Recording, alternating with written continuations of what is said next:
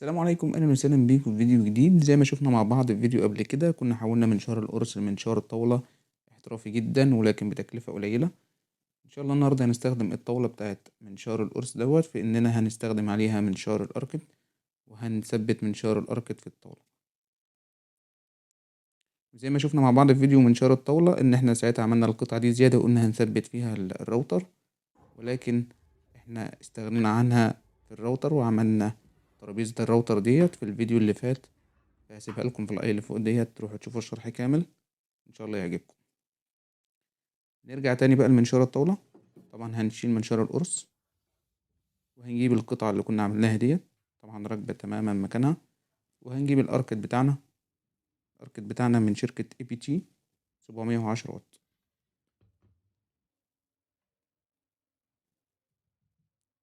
واحنا محتاجين اننا نثبت الاركت من تحت كده، فهنفك قطعة الخشب تاني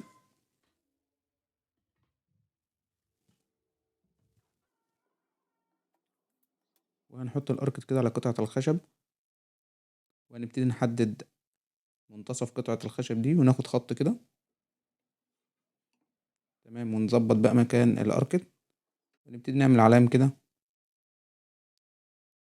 وهنستخدم سلاح الاركت ده. السلاح ده طويل شوية عن السلاح العادي، فده اللي هنستخدمه ان شاء الله. وعملنا ثقب كده مكان السلاح بتاع الاركت، وهنبتدي نثبت منشار الاركت ونظبط مكانه بقى من الاتجاهين. ونبتدي ناخد علامات كده مكان الفتحات اللي في القاعدة بتاعت منشار الاركت. طبعا منشار الاركت كنا عملنا فيه 4 فتحات قبل كده، فمش مضطرين ان احنا نعمل فيه فتحات تانية يعني. ونركب بقى المسامير بتاعتنا كده ونخوش لراس المسمار بالراوتر. ونبتدي نركب المسامير بتاعتنا تمام غطسة مكانها تمام. تمام جدا. هنجيب بقى الاركت بتاعنا ونبتدي نثبته بالشكل ده. نحط الورد والصواميل ونربط عليه كويس جدا.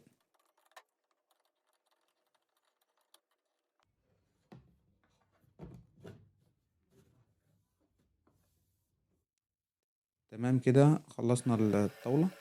طبعا الطاولة كانت عندنا جاهزة، فكل اللي علينا ان شلنا قطعة الخشب اللي فيها منشار القرص وحطينا قطعة خشب جديدة ثبتنا فيها الأرض. طبعا دي ميزة جميلة جدا في الطاولة دي. وبعدين هنبتدي نعمل الجزء بقى اللي هنثبت فيه البلي اللي هيكون حاكم معانا سلاح الأركت. بالفارة كده نبتدي بقى نمسح الخشب. أكتر معدة يدوية بحب أشتغل بيها.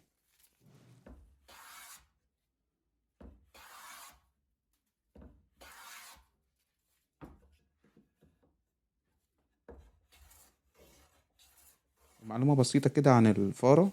طبعا الفارة ديت أو الرابو ده طوله حوالي 47 سنتي، والفرق بينه وبين الفارة الصغيرة إن الرابو ده بيظبط معاك الخشب أكتر. يعني لما تكون عايز تظبط قطعة خشب تماما الحرف بتاعها يطلع عدل، كل ما بتستخدم فيها الفارة الأكبر يعني.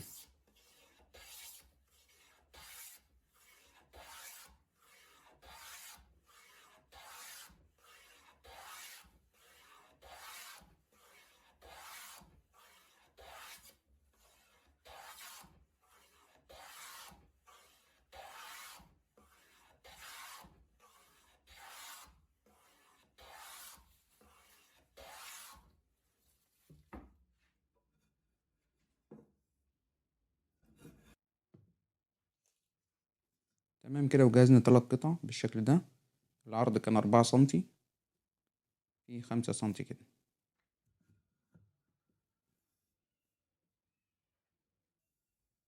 واحنا محتاجين نثبت الجزء ده بالشكل ده.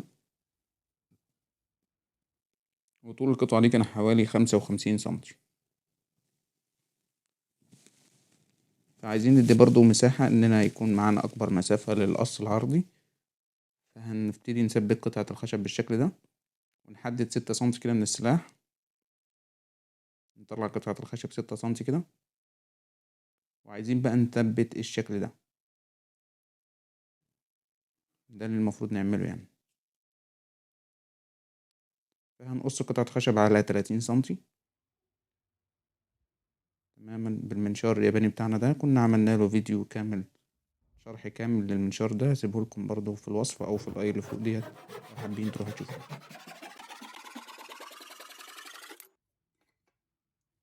تمام، قصينا قطعة الخشب مظبوطة تماما معانا.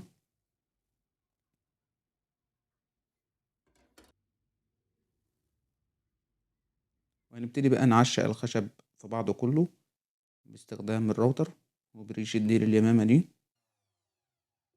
حددنا كده من بداية الريشة لقطعة الخشب اللي حطيناها ديت 4 سنتي، ونبتدي نعمل حفر كده في قطعة الخشب دي من ناحيتين بالشكل ده.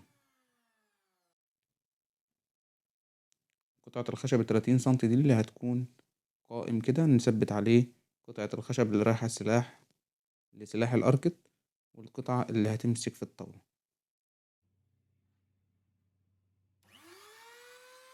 هنبتدي بقى نعمل القطعتين التانيين بالشكل ده.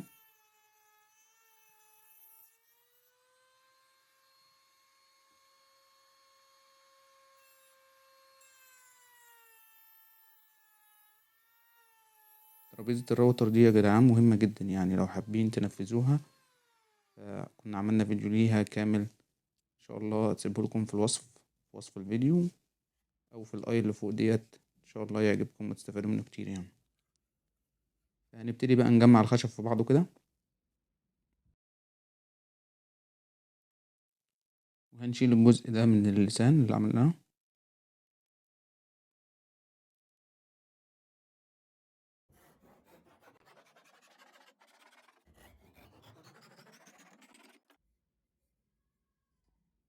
تمام جدا.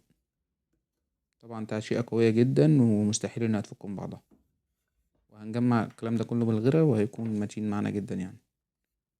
وهنجيب بقى قطعة الخشب بالشكل ده، وهنبتدي نحدد ال6 سنتي اللي قلنا عليهم. ومحتاجين بقى قطعة الخشب اللي رايحة على الطاولة ديت نقيس مقاسها كده ونبتدي نقصها. المقاس كان 16 سنتي بالظبط، وهنقص على 16 سنتي. 16 سنتي، وهنبتدي بقى ناخد المسافة بتاعت ريشة الراوتر، وبنفس المسافة دي هنثبت قطعة خشب في القطعة دي بحيث تركب معانا في الطاولة يعني. تمام، قصينا قطعة الخشب، نبتدي بقى نعمل فيها اللسان كده، وهنجمعها برضو بنفس الطريقة.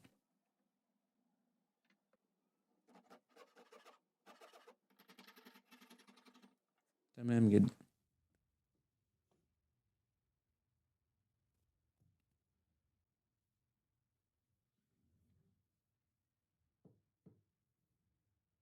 وطبعا هنثبتها بالشكل ده،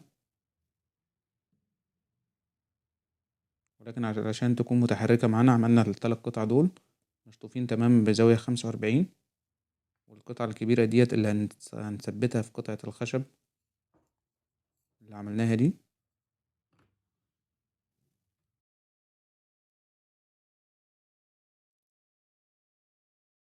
هنثبتها بالشكل ده، الجزء العريض لجوه والشطف معانا لبره كده.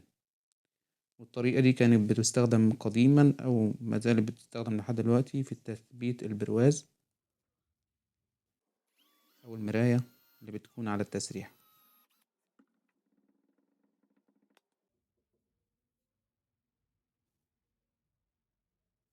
طريقة قوية جدا ومستحيل إنها تفك من بعضها يعني.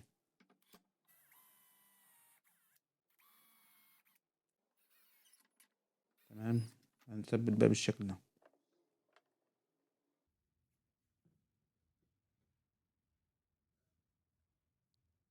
ولكن خلونا نجمع كل حاجة بالغيرة كده ونسيبها تنشف حبة حلوين كده علشان الشغل بتاعنا يكون جاهز كله.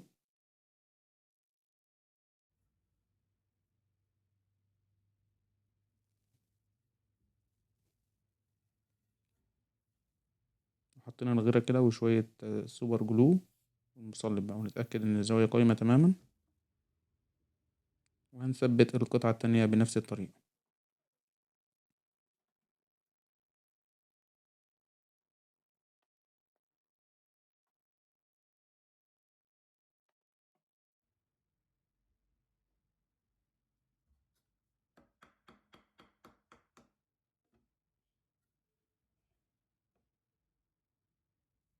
تمام جدا، سيبناها تنشف وبقت قوية جدا معانا.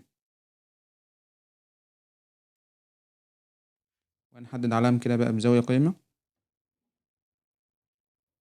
بحيث نثبت قطعتين الخشب اللي هيمسكوا معانا الدليل ده.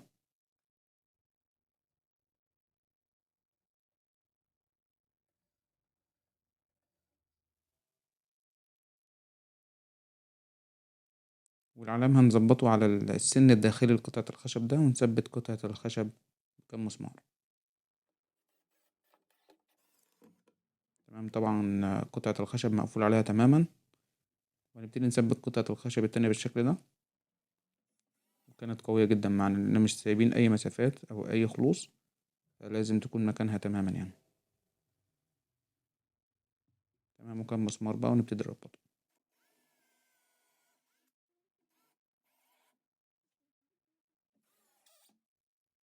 طبعا قوية جدا، ولما نحب نشيل الدليل ده نشيله بكل سهولة.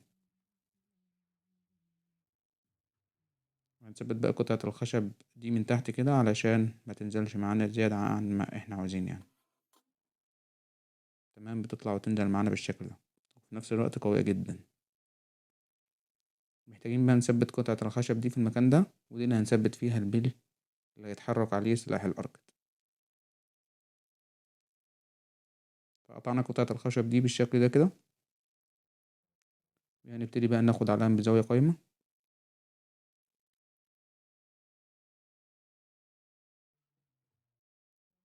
وهنحدد منتصف قطعة الخشب، وهنظبط العلم ده على العلامة اللي في النص، ونبتدي نحدد عليه وهنقص المكان ده.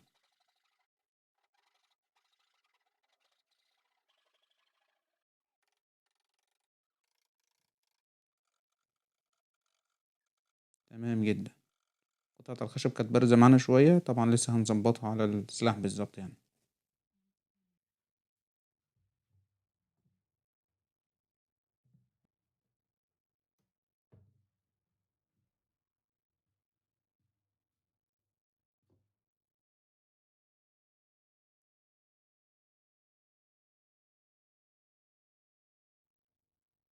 ونبتدي نحدد علامة في المكان ده كده، ونعمل ثقوب من الاتجاهين كده، وهنفتح الفتحة بالشكل ده. ودي عملتها على الراوتر بسرعة كده. تمام، هنثبت بقى كده قطعة الخشب دي وناخد علامة كده، وهنبتدي نحفر في قطعة الخشب دي ونثبت صامولة من الخلف.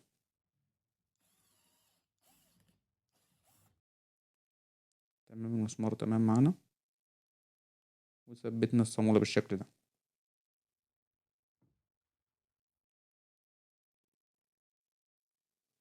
أتمنى يا رب الفيديو ما يكونش ممل، ولكن احنا كنا بنختصر الأول، فبعض أصدقائنا المتابعين بيطلبوا مننا الشرح كامل، فبنحاول نوفر ده يعني بأبسط الطرق إن شاء الله. وأتمنى يا رب يكون الفيديو مفيد ليكم ويعجبكم إن شاء الله.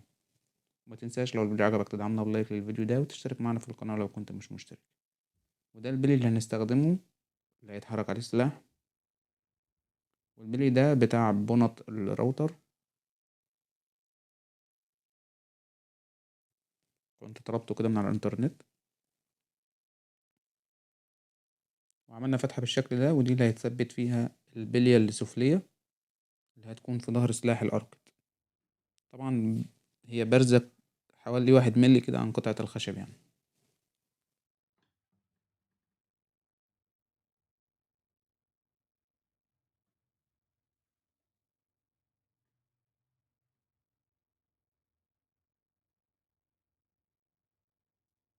وهنجيب صامولة صغيرة كده أصغر من البلية، وهنبتدي نركبها بالشكل ده في المسمار، وهنثبت واحدة على يمين السلاح وواحدة على شمال السلاح.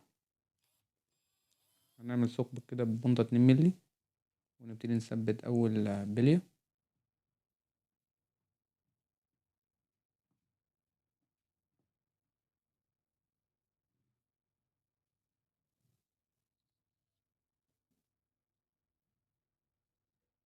ونظبطها كده على السلاح ونركب البلية التانية. تمام جدا. وعملت المقبض ده بالشكل ده، نبتدي بقى نربط على قطعة الخشب دي. وبكده أصبح جاهز معانا منشار الاركت تقدر بقى تقص عليه الخشب او تشق عليه زي ما تحب او تعمل كيرفات، يعني مفيد جدا لكل هاوي او محترف. طبعا الدليل بتاع المنشار بتاع منشار الطاولة استخدمناه كدليل برضه لمنشار الاركت. تبدأ بقى تظبط المقاس اللي انت عايزه وتشق الخشب براحتك او تعمل كيرفات بقى زي ما تحب.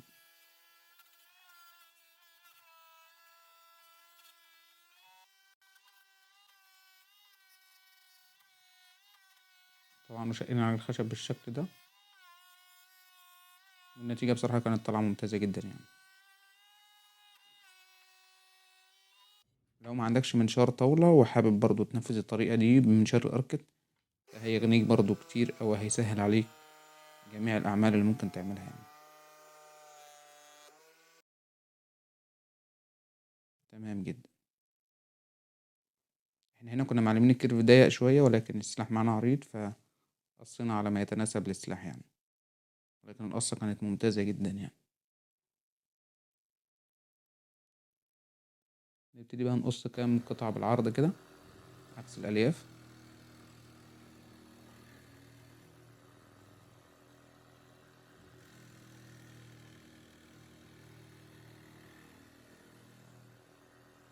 تمام جدا.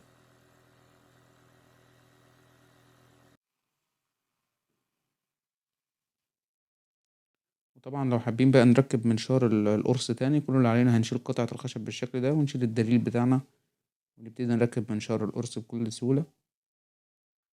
ودي فايدة الطاولة اللي كنا عملناها لمنشار القرص سابقا. تمام، شلنا منشار الأركت ونبتدي بقى نركب منشار الطاولة على حسب شغلك بقى، تقدر تركب الجهاز اللي هيتناسب مع شغلك. وبكده يكون وصلنا لنهاية الفيديو ده. أتمنى يا رب يكون الفيديو عجبكم. ما تنساش لو الفيديو عجبك تعمل لايك وتشترك في القناة علشان يوصلك كل جديد، وإن شاء الله أشوفكم في فيديو جديد. السلام عليكم ورحمة الله.